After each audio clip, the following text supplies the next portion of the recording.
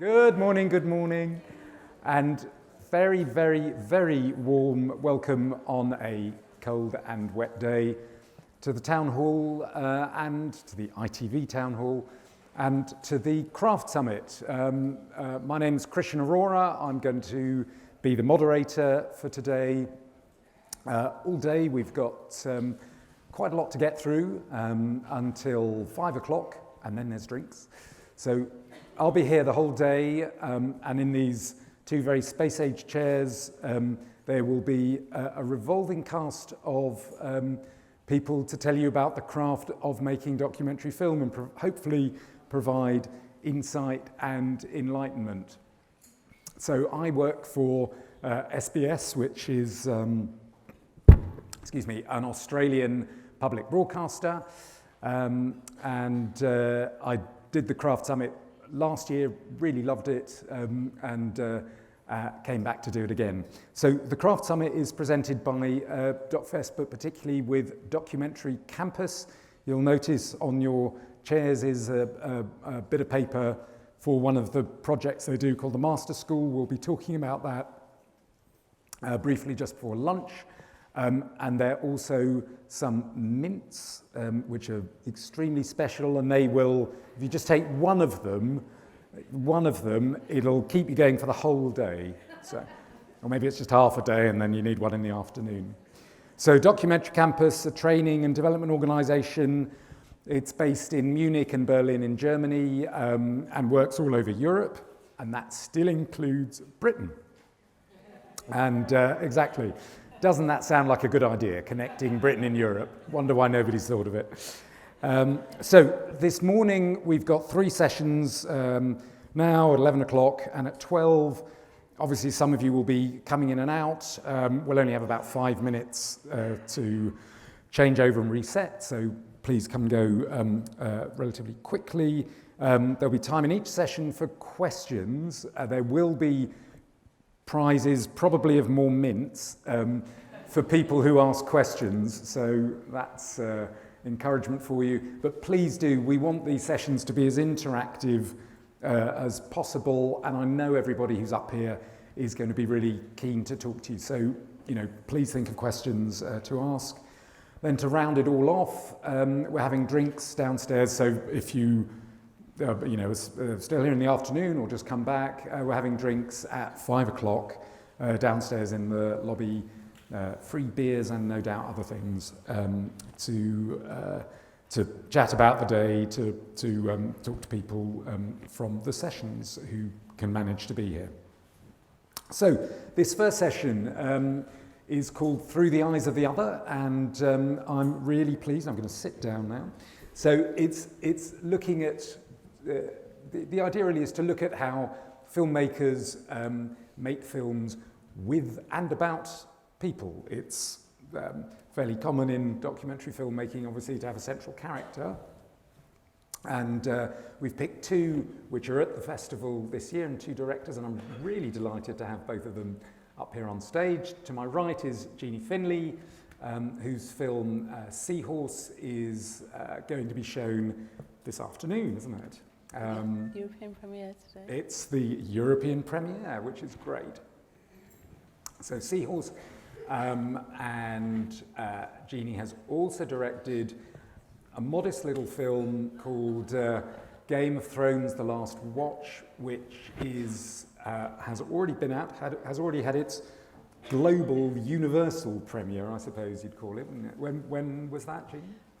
That went out last Sunday to 180 countries, so it's a few places. Exactly. And that is also being shown here, isn't it? Yeah, it's showing tomorrow at the Crucible, and the Night King's coming, so I'm really excited about that. Very good. And then over to my right is Travis Hawkins. Tim is the director of XY Chelsea, and this is Tim's debut feature doc. He's previously made interactive work, haven't you, Tim, and short documentaries. But this is a debut feature doc, again, on a subject that I think probably most people in the room will know about. And I think it's brilliant that this film has come to Sheffield after its premiere in Tribeca, which was in April, wasn't it? Yes. And it's now got a theatrical release starting round about now. It's been out, actually, yeah. We started, I think it was 10 days ago. 10 days ago, yeah. Great. In the UK. We screened on Showtime last night in the US. Exactly. And, yeah. So how did that go? Well, it went out at 2 a.m. and of course I had to be up pretty early today, so I wasn't going to mess around on Twitter. And if anyone's seen the film, they'd also know why I would have reason not to go on Twitter. Right. Ooh, which is a good reminder. Hashtag Sheffield Docfest or at Chef Docfest or at Chef Docfest. Please tweet away if you've got something to say or want to react to what we're doing. It's always great to hear about. To follow these things on Twitter. I know Jeannie is quite a Twitter person, so feel free. Otherwise, if you could switch your phones to silent. Otherwise, what's his name? The King? What's his name? The Night King. The Night King will come and do something unspeakable to you. So, right. So, Jeannie, why don't you tell us about Seahorse? Tell me first how that film came about. I mean, just to say, you know, what I've been saying is this is a film with somebody and about somebody, isn't it? So how did that film come about? Yeah, Seahorse is a film I started making about 3 years ago. I got a phone call from Charlie Phillips at The Guardian, who's someone I've known for a long time. Seahorse is my 7th feature, Game of Thrones is my 8th. And he just said, I want you to come and meet somebody. And on all my previous films, I've always gone out and found a story. So I only make my own films. So these 2 films are interesting in that they found me.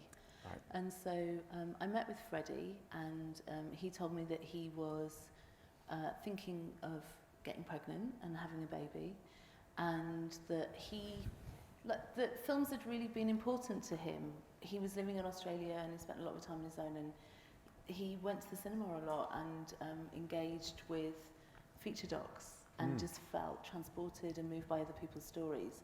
He also was able to articulate his transness through watching things on YouTube. Yeah. So he sort of thought, you know, there's a lot of misinformation about trans men who are giving birth. Is it possible to make a film that challenges the way that trans stories have been told in the past that are hurtful? Is there a way of making a film with someone else? Because he's not a filmmaker, you know, he's a journalist, but he's not a filmmaker. And he met loads of directors. Yeah, and so he was pitching it to you in a way. Yeah. Rather than you pitching to him. Sort of, but then there's the feeling of like, well, I don't know, I was just myself. So it's like, does that fit? And I was sort of interested in, a lot of trans filmmaking concentrates on transition like it's a magic trick. You know, before and after photos, the dead name, all that sort of thing. So we were thinking about how do you tell a story that's in the present tense that's different? So we get transition out of the way in the first 2 minutes.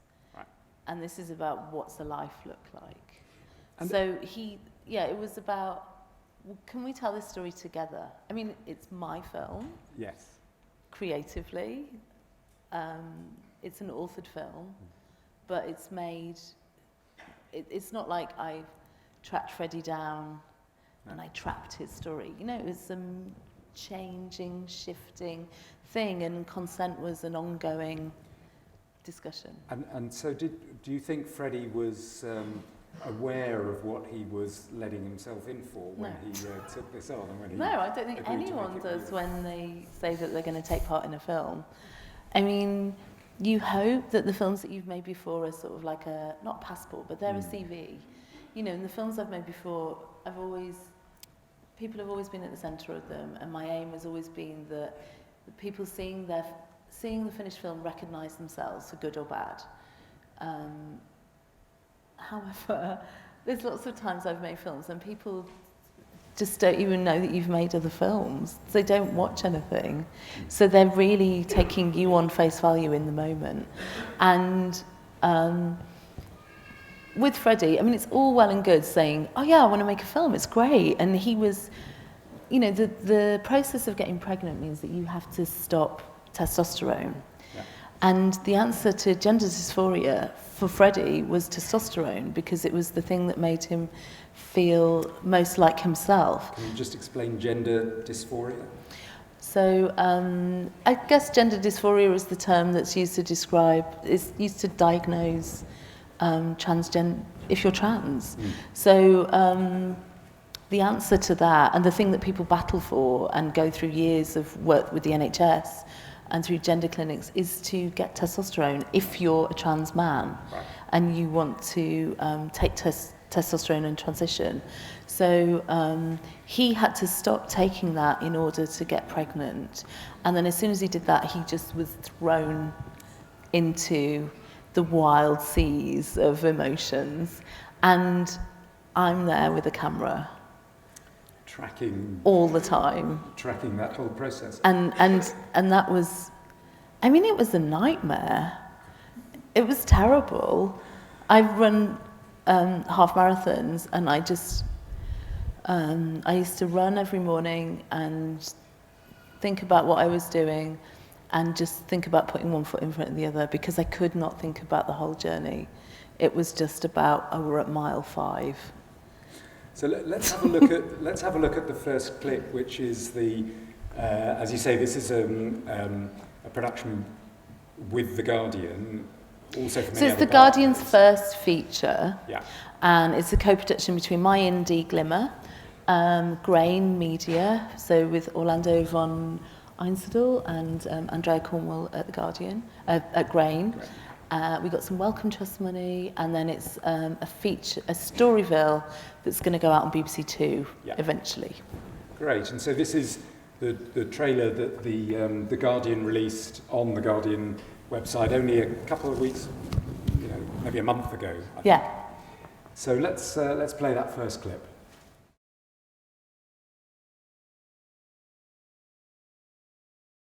So, Jeannie, Freddie says in that clip, there are times when I just want to close my eyes and be on the other side of this. Did he sometimes feel like that during the film, about the film? Yeah, totally. He didn't want to do it. Right. But he did. He wanted to continue. He wanted a film. I mean, if he was here, he would tell you that himself. And he said I think a lot of his life has been about being in control. And so to trust me was, he's like, intellectually he'd sort of say, I trust you, I chose you, I want you to, you know, when we first met, we talked about my experience of giving birth, what that meant for me, but also I was opening to listening and being with him and what that actually feels like. But there were times that I would drive 5 hours from Nottingham to Deal, and he wouldn't speak to me, and I would just wait around for days on end.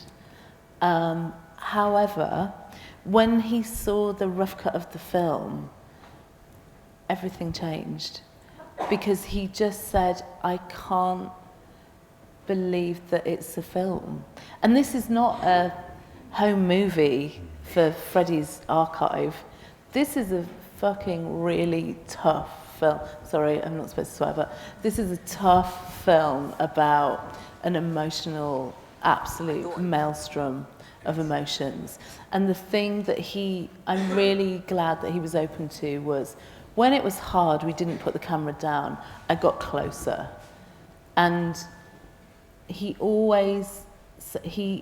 had written into his birth plan that I would film the birth, and that happened.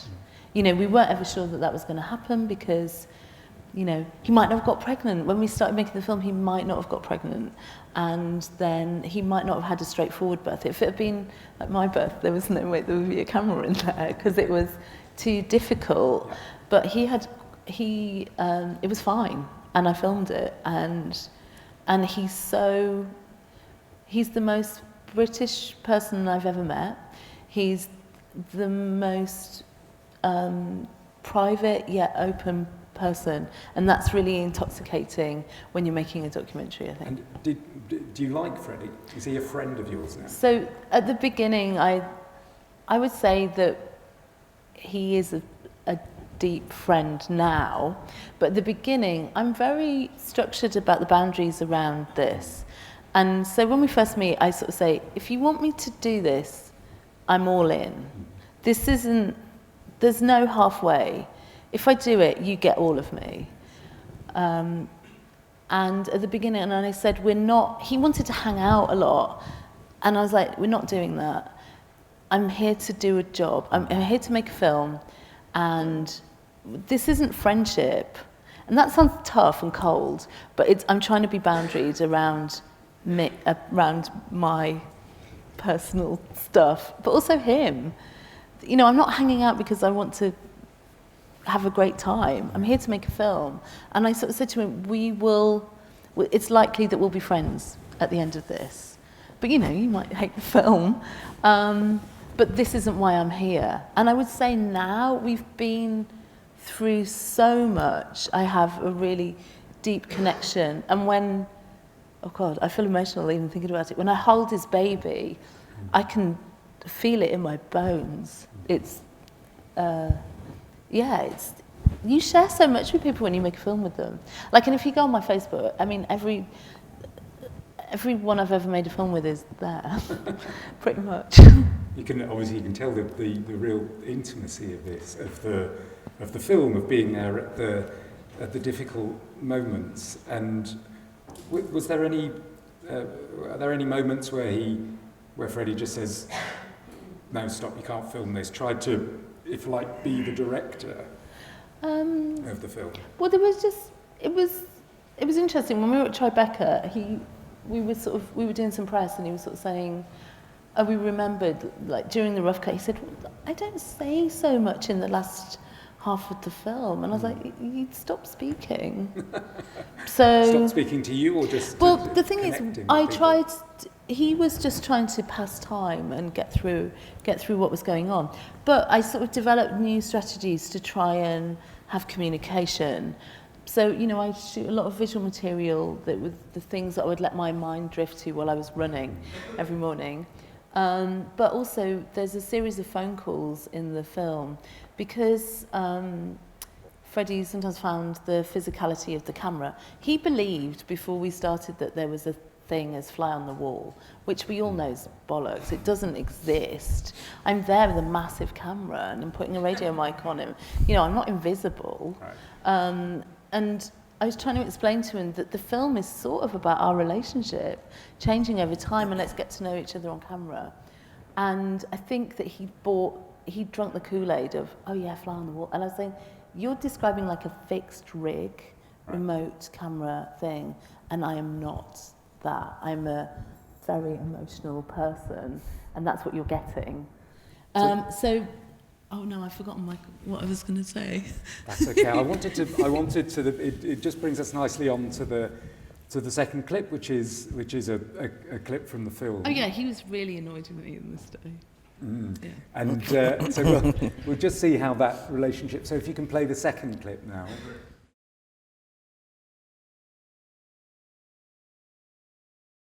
I forgot what I was going to say. We recorded phone calls. Yes.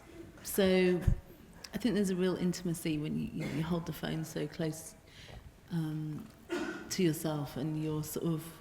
So we recorded endless phone calls and found a way of intimacy.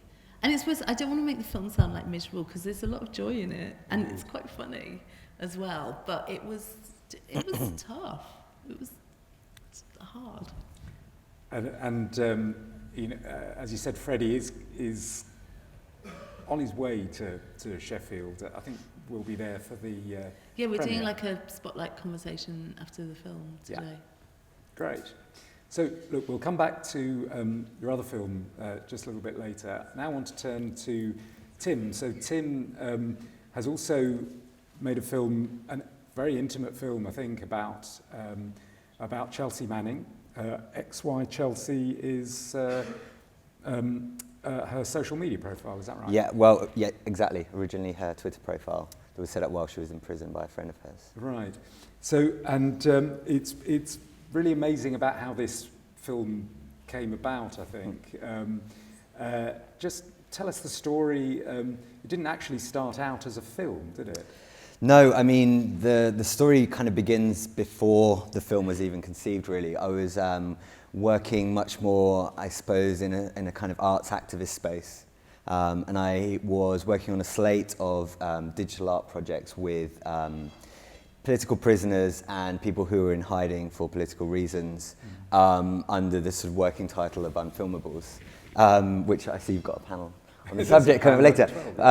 And so what the idea of that was, I am really fascinated with the empathy gap, with how modern communications has kind of alienated us and how we are, I think, finding it increasingly hard to actually connect often with people, particularly people who are embroiled in political scenarios, because everything is so divisive and so polarized. So the idea of those films was, how do you create, you know, an empathy connection with people who have been deliberately been removed from our field of vision, normally for political purposes. And so we were using VR and different interactive media to put these stories together, normally with people who were almost impossible to get access to. And that was the political imperative of the project, was, you know, as a challenge, as a creative challenge, how do you bring these stories, you know, to life under those circumstances? And while I was making those, I heard that Chelsea, in the military prison in Kansas, had just been thrown into solitary confinement for some made-up charges about some books that apparently she wasn't authorized to have in her cell. And so I wrote her a letter to the prison in Kansas, really more as a human-to-human thing in solidarity. And I didn't really expect a reply at all, but a few months later she wrote back to me in London. And we started a conversation from there, and I told her about the project, and she was really, really fascinated by it and wanted to get involved. So we discussed how that was going to be possible. But at the time, the restrictions that she was under in the military prison were so severe that we couldn't get any images of her out at all, not even, you know, photos. We weren't allowed to record her voice over the phone. And so the only thing we had as actual source material was a diary that she was writing while she was in prison. So she began to mail that out to me. And what I realized from reading the diary was that although the disclosures had played out in 2010... And that's, for those who don't know, that's the WikiLeaks. Yeah, the reason that she was in prison. There was still this incredible ongoing story, which was a story of Chelsea fighting to be herself, to find her place in the world, and ultimately to find her freedom, to get out of prison. And so I thought that there was a really interesting film in there, albeit a film where she was still going to be an invisible protagonist. So I began to film with her lawyers and a support network that were working to try and get her out of prison. And at the same time, I would get these diaries through the mail. And we were working with a voice actor, a trans voice actor in the US. We had all these incredible visuals that we were developing to make a film in which Chelsea would be this invisible presence, essentially. But there was even a VR project as well. Oh, originally, yeah, there was a VR project. Absolutely. There were a lot of different creative ways that we were hoping to bring the story to life just from the written word, which was the only thing we had of her in the diaries. And so then you never met, you sort of started the project, but of course you'd never met her. What was actually the first time you saw her? So anyone who knows anything about this story will know that things changed pretty radically while we were making this film. Essentially what you have now is kind of this incredible hinging from somebody who is invisible to somebody who became, you know, hyper visible, and kind of within that visibility finding a strange actual alienation, which I think we can all relate to a little bit, of what the world was when she came out, particularly the social media sphere. But yes, you actually see in the film the first time that I saw her, that we met, it's through the lens of the camera as she's coming out of the prison, which is a very surreal situation to be in. I mean, normally, absolutely, you would spend time getting to know someone. At least you wouldn't have such a dramatic and key scene as the first thing you've ever shot when you're meeting you know, your contributor. But that's the way it had to be, and a lot of things about this film were not the way that you would normally do them.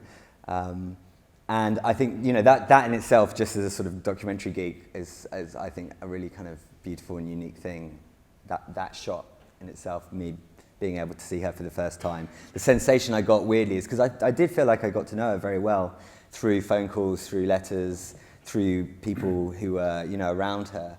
And my first sensation as I saw her was, you know, when there's an animated cartoon that you've watched all your life as a kid, and then suddenly they make a live action version of it, and they cast someone, and you think, actually, that's really good casting. You know, that person is really doing a good job. That's kind of what it was, because I had this very sketched out version of her, especially of what she looked like, because no one had actually seen her as a woman.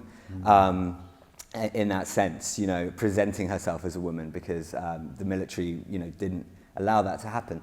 So yeah, it was a pretty unique set of circumstances. So let's just look at the first clip, which actually... Before we tee it up, I want to give some context, actually. Please do, if yeah. that's okay.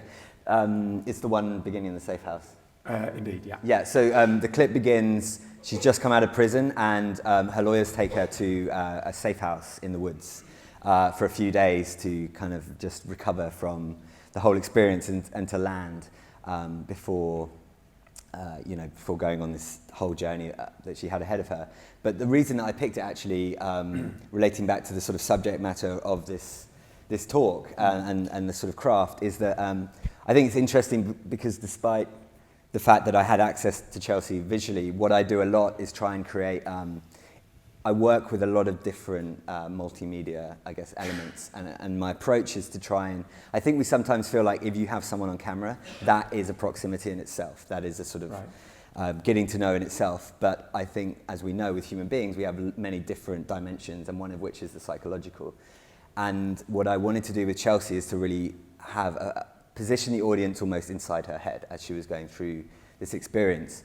And what's wonderful about documentary is, you know, we are adjacent to the sort of the fiction cinematic medium, and we can draw on and cross over with that so fluidly because people are just used to those elements and those types of language being used on the screen. So here in this clip, you have verite, you have archive, you have graphics, you have photography, and probably a few other elements I haven't thought of as well. And the idea is to sort of take you inside her head as she's in the safe house and beginning to draw up and remember the events of the past. Terrific. Let's see the next clip.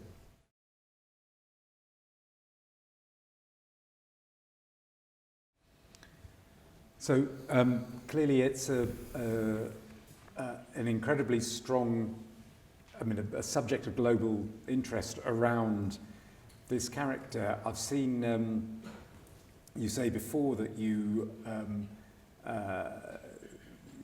talk about Chelsea's stand, speaking truth to power, standing up for her principles. Was it sometimes difficult to, see her as like an ordinary human being when she's in the middle of this maelstrom of political events? I mean, it was actually, I felt my kind of responsibility to see her as a human being. I mean, that is exactly what I wanted to do with the film. That was the purpose of it. She was missing from the story when this broke, and all the attention, of course, went to Assange and WikiLeaks, and her perspective was completely absent from that. For good reason. I'm not, blaming the people who are covering the story. It was a deliberate ploy of the military to kind of hide her from that. And so, given the opportunity to tell the story, I fundamentally wanted to focus on Chelsea Manning as a person, not as an icon, not as a political figure. And what happened to her, throughout the time she was incarcerated, a lot of people projected onto her these ideas because she was this sort of absent figure, and this just a photo, really. That black and white photo was almost anyone knew of her. So we both believed in the project for that reason. It's about humanizing Chelsea, and it's not about doing a Wikipedia page of everything that went down with these 750,000 documents, because you lose your subject in the detail there. I mean, I think often what we do is, instead of kind of building up more and more complex information as filmmakers, particularly in the sort of cinematic documentary space, it's more about stripping things back and finding the simple things underneath. And it was, of course, bizarre to meet her and interact with her at first, but instantly there was a connection. And I think you see in the film our relationship kind of shift and progress. When she's first out of prison, she's just so soft and raw and tender. And then as the world as she's exposed to the world, becomes a lot harder and tougher. And I feel like, the middle of the film where she's doing she's doing interviews with the New York Times and another journalist, and is on Twitter for the first time and getting exposure to the hostility out there, she hardens up and she gets really tough for a period of the film. And then by the end of the film, there's another kind of rupture, and she really sort of opens up. And those, that sort of in and out proximity is really what defines our relationship. And what's interesting for me watching it is that you are finding, the film is so intimate and human. And I wondered, was Chelsea talking like a political figure, but you just weren't including it in the film? Was she making speeches, talking about the ideas, talking about, the US attitude to secrecy and security? And I must say, the recent raid of the police on the ABC made me very much think of this. Yeah. The ABC in Australia. Chelsea has to be careful with what she says, particularly now. This is a very hot, litigious story. She's back in prison. She's back in prison. I'm sure many of you are aware. The film, I always knew that the commutation, when Obama commuted her sentence, was not, I had this gut feeling that it wasn't a fairy tale ending. And in the edit, that moment kind of went from midpoint of the film and just slowly slided until it's now basically the beginning of the film. And I think that was a sort of natural effect of gravity. I almost knew it was going to happen. It took maybe a month or so for me to fully embrace that fact, because we had done so much work beforehand. But she's back in prison, and never expected that to be the end of the film, to be honest. Right. Although I knew that it wasn't going to be easy, and that she was going to have a lot of difficulties, and that through making this film, I understand better the absolute pettiness of the US government, and how basically once you are marked by them as an enemy of the state, they're never going to really let you live a normal life. They're going to continually harass you. Even Laura Poitras, who is a producer on this, experienced as a filmmaker that kind of harassment just for making films that criticised the US involvement in the Iraq War. So you can imagine what it's like to be Chelsea Manning. So look, we'll now move on to the second clip, which is just set that up for us. Where is this? I chose this clip because I think it speaks a lot to the complexities of the relationship between filmmaker and contributor, and how aware you have to be of how the process of making the film is affecting your subject. My approach is so not the sort of going hard and attack approach. I'm the absolute opposite end. I think that and I've got the luxury of spending time, because it's the kind of films we make, you have time. But by spending time with people, you find a much richer kind of access, a much richer relationship than if you go in all guns blazing. But anyway, I wanted to show this to show you the complexity of how when you make a story with somebody, you are affecting them as well. Great, let's play that next clip, please.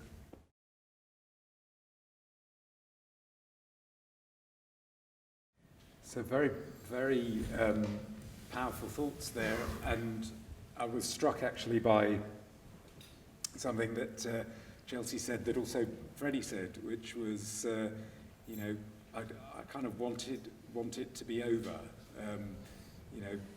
wanted to feel that it had never happened in a way. What is your, and I want to broaden this a bit now, what is your responsibility as filmmakers and the duty of care that you have to people who've gone through either life-changing circumstances in Freddie's case, or I suppose it's life-changing as well and traumatic and frankly torture scenarios as Chelsea? What is your duty of care to them? How did you try to safeguard, look after them in a way? Is it something you do? Jeannie, maybe you first. I think it's really complex. I think being in a film, sometimes you don't know what the... Do you mean like after it's broadcast? I think that there is a...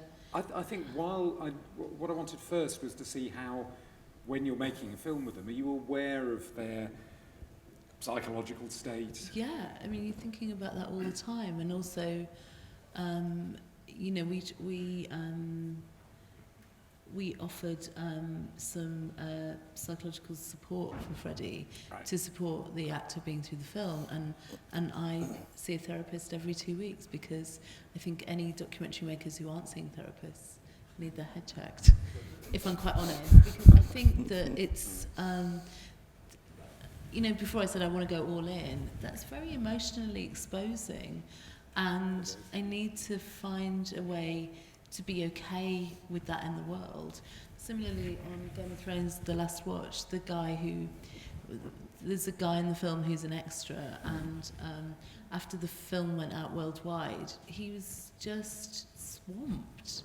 We had to get him an agent to deal with all the requests that he was getting, and you know, I can offer support, so I'll check in with him very regularly, and I speak to Freddie a lot. But also, I am not a professional. I'm not a health professional. And I mean, in a way, neither are you, but you were having to deal with somebody. I mean, I think, Chelsea says at one point, I don't know if that makes any sense, that I was, you know, I felt I was dead in Kuwait. And I don't know if that makes any sense. Did it make sense to you by that point? Did you know the Chelsea that you were dealing with? And could you cope with that? What was the effect on you as well? Yes. I mean, I think I agree. This is a very, very complex situation, because you feel that I really wanted people to know. I knew that she was hurting. Absolutely knew she was hurting. I also perceived that her public-facing persona was the opposite of that. It was this incredibly bubbly, and you see that in the film as well, like colourful and positive ball of light in the world, essentially, was what she was trying to put out publicly, but I knew what was going on, you know, in private. And I think one of the things I really wanted to do with this film is that I wanted people to really feel her pain in an uncomfortable way. I didn't want people to be okay with it, because I think often with whistleblowers and people who do these very brave acts and sacrifice themselves for higher principles, we kind of see their pain as built into it. And I'm not sure if it's got something to do with the sort of archetypes of our, you know, Christian culture, or I'm not quite sure what it is in the West. But we almost see it as a martyrdom, and we see that their suffering is sort of built-in part of their truth-telling. And I wanted to really get away from that and not to romanticize the fact that she had been through real torture and real pain, and I wanted the audience to be uncomfortable about it. And I think it is a very intense moment, this moment. So yeah, I really want to get that across. I really want to have that visceral impact on the audience, but at the same time, I know that it's a really tricky place to go to with her. And I think it was the first and only time we discussed solitary, actually, because after that I was like, I got what I needed there, and I don't need to push this any further. I don't need the details. We have that from the trial. Right. But the emotion that she gives, I think, through just the words she chooses, I died in Kuwait, and then you see on her face this mask, like she's so tight. And then there's a moment she says, you know, the few times that I've been happy is when I've forgotten, and you see this like emotion is cracking through. For me, it was just like, that says everything. I don't need to go there again. And but I'm really glad that we did get that. I mean, there were parts of that interview which we couldn't use, which are pretty raw, and you know, she was, I guess, triggered, of course, but we did have aftercare in place. We realized, and we knew, of course I knew from her story, that she'd been let down by almost every institution in her life. She'd been let down by her family, she'd been let down by the military on many different levels, even though they state in their manual, you know, the first duty of the army is to care for their soldiers. They did not care for her, they did the absolute opposite. We didn't want to be the latest people to let her down as a production, so we had things in place. Because it's healthcare, it's totally, you know, it's really, really confidential matter, so I can't go into detail with that, but we were aware that it would be an issue, but also at the same time you have to go there, and she wants to go there. I mean, there's no way that Chelsea wanted to make this film without people really understanding and connecting with that. I think that's the thing with Freddie as well. He wanted people to see the maelstrom. Yeah. And he wrote a post online recently which was just saying why he doesn't read the comments. So he's got two phones. He's got like a work phone and he's got a brick. And he uses the brick, so he's got no social media on it. He just doesn't engage in any way, shape or form. And that's been quite interesting. When the trailer went out on The Guardian, it got picked up by right-wing press in the US, but in the UK, Mumsnet is a garbage fire, basically. So if you... it's Mumsnet is online forum for, what would you call it, for mothers to talk about anything they want to talk about. I guess. mean, I don't... Anyway, let's move on. So we've got a little bit of time for a couple of minutes for questions. So I wanted to finish on The Last Watch, which Sure. you know, on one level is a documentary about the series, but because it's a Jeannie Finley film, It's not really. it's not really a documentary about, or it is a documentary about the series, but it's a documentary about the people that are part of the series, not the stars, as I understand it, but people behind the scenes. Yes, so I was invited by HBO to have a conversation about the film, and then a couple of weeks. So I just told them how I would make a film, and I'd look for some characters, and we would observe and listen and film and get to know things. I said, if you want me to do this, you just got to trust me and let me film and bring in my own team. Had a team of 8 people on set, all full time, pretty much. And you need to just let me do it. And because I was dealing with drama people, I mean, I was commissioned by the showrunners and the executive producers, so they're the people that had commissioned Game of Thrones. Yeah. And I said I was interested because it was coming to an end. It had an emotional arc. You know, Game of Thrones already has a really well-established behind-the-scenes team which shoot on massive cameras with a boom swinger, and everyone gets the questions in advance, and it's all about the celebrities, and it's all really, everything's great. And so I was like, well, can I make a real film that is about small stories? Yeah. You know, if I was to define my films, not really with Seahorse, but I'm interested in shy people telling small stories quietly. That's what I'm here for. You know, and I want to make people cry in the dark and have a community experience, because that's one of the greatest pleasures in the world, is to go, you know, my favourite filmmaker in the world is Hirokazu Koreeda, and I look forward to his films because I can just sob in the dark. It's amazing. But with this, so I was like, can I make an observational film in Westeros, and will they let me do it? And they just left me to my own devices for quite a long time. And then when, about 6 months in, because I filmed for 14 months at the same time as making Seahorse, so I'm really tired. About 6 months in, I met with the showrunners and the exec, Bernie, and I'd shown them a PDF of, I'm going to follow these people. You know, the Battle of Game of Thrones is 7 families fighting for the Iron Throne. So I wanted to find 7 really great characters that have just got to get to the end and survive the biggest series in the history of TV. You know, no big ask. So I showed them some clips. So prior to the clips, they started to describe, well, maybe you could show us how a dragon's made and do like a wireframe and a green screen. And I was just like, oh my God, this is horrific. And I just said to them, just watch the clips. So I showed them 3 clips. And by the end, they just said, no notes, do what the fuck you want. So they let me do that. So let's see one of these. So I need to set this up. Yep. So I was fascinated by the stuntmen, because if you go into stuntmen, I don't know if you've spent time with stuntmen, but they build massive pyramids of cardboard boxes and just jump into them. And we spent quite a lot of time drinking with the stuntmen, and we were like, can you jump off that? Can you jump? So anything's possible. It all hurts. Right. It's how many times can you sustain it? And when I was hanging out with the stuntmen, there was one stuntman in particular who I thought was really fascinating. So that's this guy. So let's play this last clip.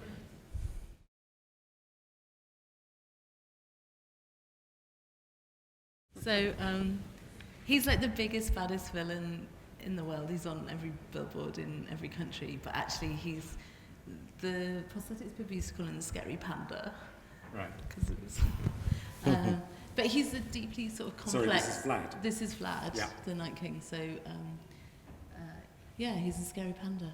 And that scary panda is going to be Yeah, in he's Sheffield. come in. He's coming in tomorrow. But yeah, I just went looking for the personal stories within this sort of behemoth. Yeah.